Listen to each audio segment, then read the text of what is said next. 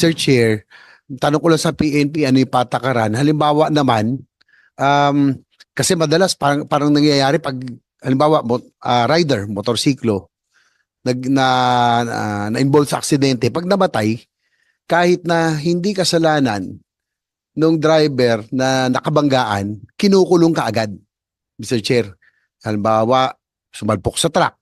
No, halimbawa, lasing yung rider. Kadalasan nangyayari, kasi nangyari po sa amin to, Mr. Chair, yung delivery truck namin ng yelo, meron kaming negosyo, nakaparada lang, nagbababa ng delivery, binangga nung nakainom na nakamotor, namatay yung nakamotor, agad-agad kinulong ka agad yung driver ng truck. Opo, madalas nangyayari yan eh. Parang nangyayari kasi, Mr. Chair, kaya gusto kong malaman anong patakaran, ano ang polisiya na kapag ba namatay yung isang na aksidente, automatic ba yung kabila kukulong ka agad? Sige, anybody from the PNP? Kasi pwede natin isama ito, Mr. Chair. Very unfair din Yes. po kasi ito. PNP, you now recognize Colonel Alejandro. Sir, thank you sa magandang katanungan, sir, JB, sir. Actually, sir, yan din po yung nasa napupuntang dilema sa PNP, sir. I was also, I've been a chief of police of other provinces, municipalities. Naging yan din po yung problema namin.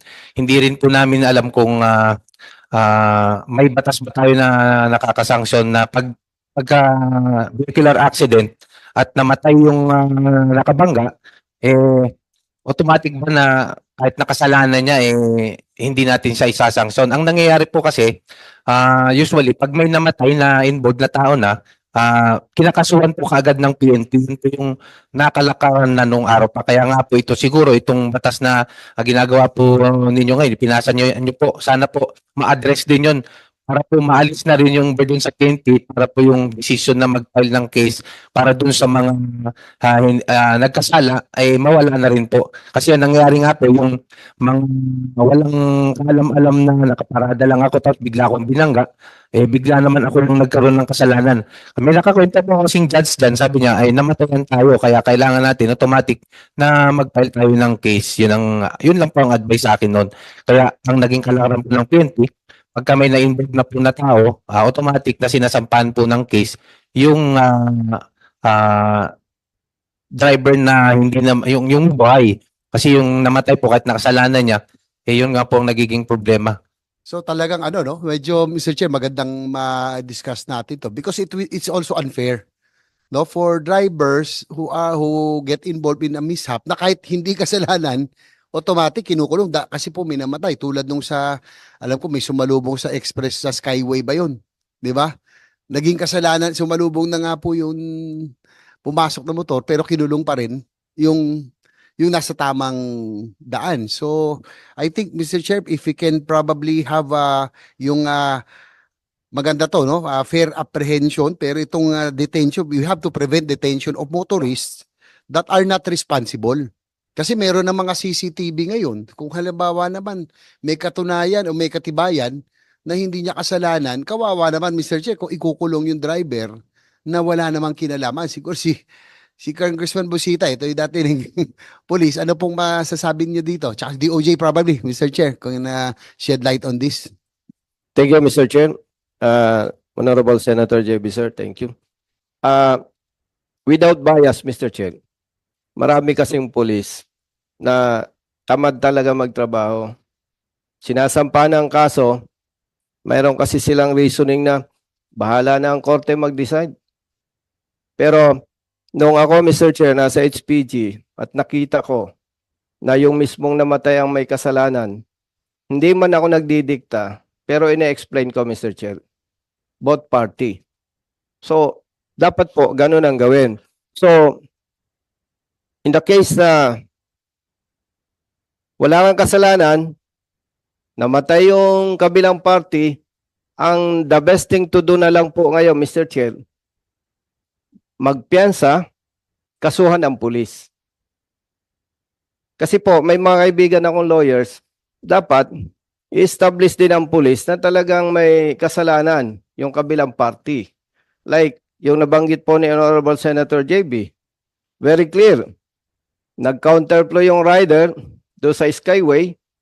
So kung gagamitin po ng police, ng HPG particular, yung nagkandak na investigation doon, yung dedication to public service, common sense, hindi dapat kinasuhan yung driver ng Innova. Okay, thank you. Thank you, Congressman Mr. Sita. Chair. Meron tayo ditong taga DOJ. Okay. See, I'd like your opinion dito sa pinag-usapan natin. Your Attorney Albert Ignatius Aragan II. Okay. Doon ako na medyo nabulabog sa sinabi ni Senator JV. Nakaparada lang yung truck kasi may binababa na gamit, nasa tamang parking, tapos meron isang motor, lasing, binangga niya yung truck, namatay siya. Eh bakit kailan makulong ng driver? In the first place, hindi naman siya moving. Nakaparada lang siya doon. So, anong stand ng DOJ tungkol dyan, sir? Good morning, Ano Mr. opinion po ng Chair, DOJ? Your Honor. Probably, Mr. Chair, the detention was more of a preventive, while the police officers were determining the liabilities, and to determine if to file the complaint before the prosecutor, Mr. Chair. But upon determination that the driver is not liable, they should release if they are not going to file the case, they should release the driver, Mr. Chair.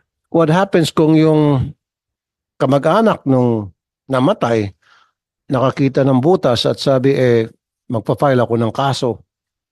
So, akit sa korte, so naka-hold itong inosenteng driver sa kulungan until na hindi siya makapagpiyansa.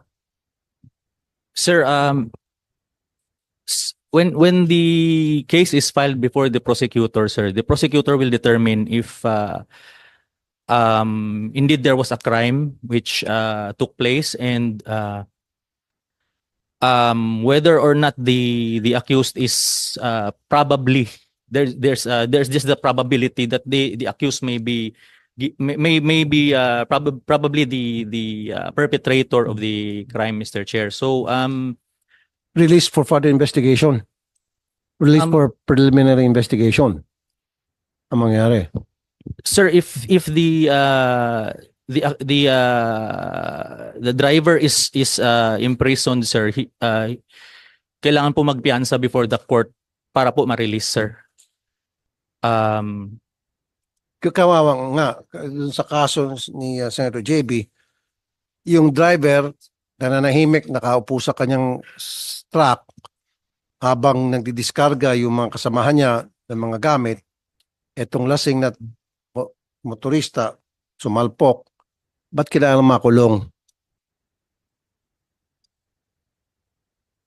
Mr. Chair, if you, with your indulgence, siguro tanong natin ulit si Colonel, kanina sumagot siya kanina, parang yun yung dilema nyo no? Na talagang pag binamatay, automatic, dahil wala kayong basihan, kinukulong ninyo yung other party. Parang yun na ang naging patakaran ng PNP. So ito yung mga hinahanapan natin ng solusyon para mapagtulungan namin ni Senator Tulfo, makapag-file kami ng parang unfair detention of motorists who were not really responsible for the accident. Sige, para lang magkaroon maliwanagan kami na ganun po yung dilemma. Before you answer that, Colonel, sorry, Senator, balik muna ako kay Attorney Aragan kasi ang ending noon may pa-file ng police, dadali ng police sa piskalya yung pong motorista or yung pong driver na ikukulong nila kahit walang kasalanan.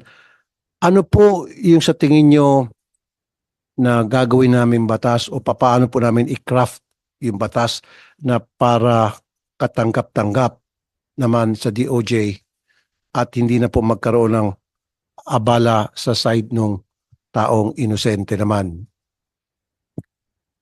Your Honor, just to add to the previous question, it is also possible, Mr. Chair, if while the prosecutor is investigating the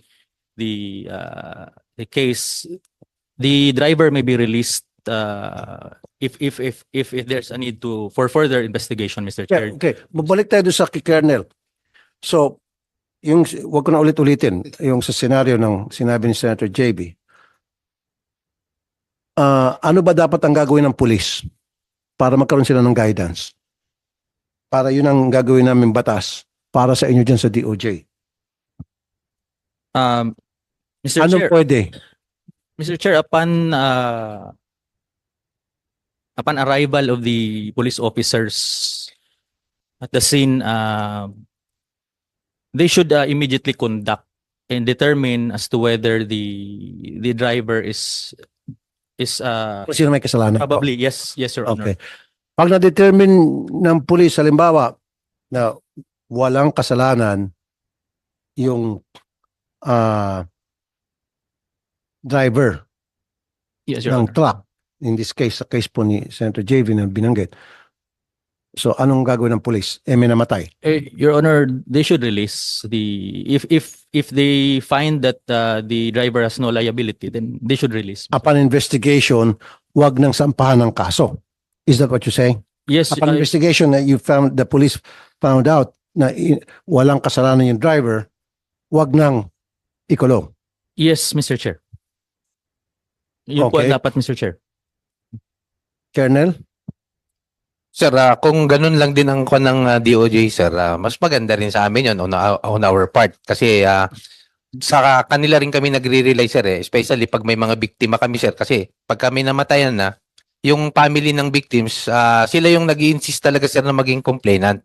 Siyempre, kung hindi naman kami mag-a-act doon sa complaint ng mga aggrieved parties, kami naman din, sir, yung magkakaroon ng accountability. So, ang ginagawa namin, sir, ipapile namin, and then, yun nga po, sir, katulad yung sabi ni Sir Busita na, let the prosecutors or the court decides whether or not yung suspects ay talagang accountable for his mistakes. And one thing more, sir, isang i-clear ko lang, sir, example, sir, yung bawal tumawid, sabi niya, hindi siya pedestrian lane, hindi siya walang tumawid ng tao. Yun para sa mga motorista lang, sir. Pag may tumawid pa na tao, sir, at nabangga, just the same, sir, the same case din yun, sir, na walang kasalanan din yung driver, yung pero the same, sir, pinapailan pa rin namin ng kaso for negligence. DOJ? Yun din yung, sir, yung isang tanong ko sa Ano yun? DOJ. Yes, alam mo dyan sa EDSA nakalagay, bawal tumawid, nakamamatay. And then merong talagang makulit, tumawid pa rin, nasagasaan, patay. DOJ, ano opinion nyo?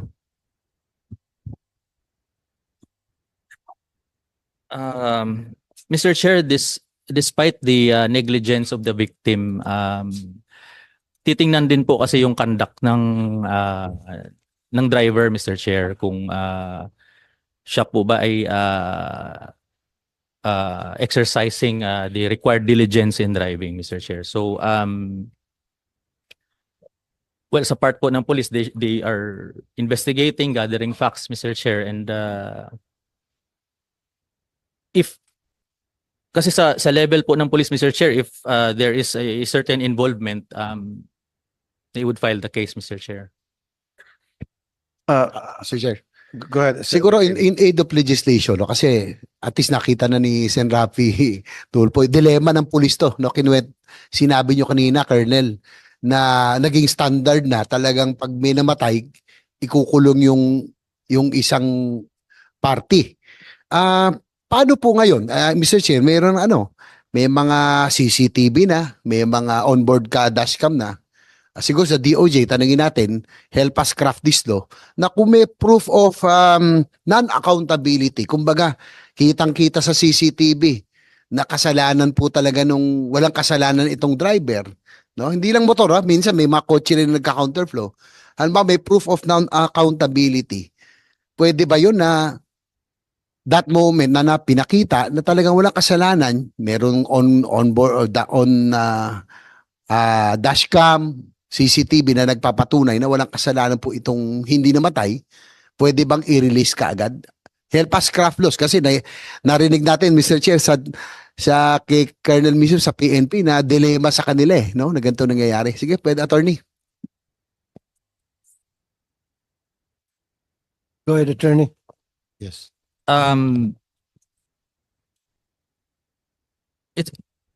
Posible po, Mr. Chair,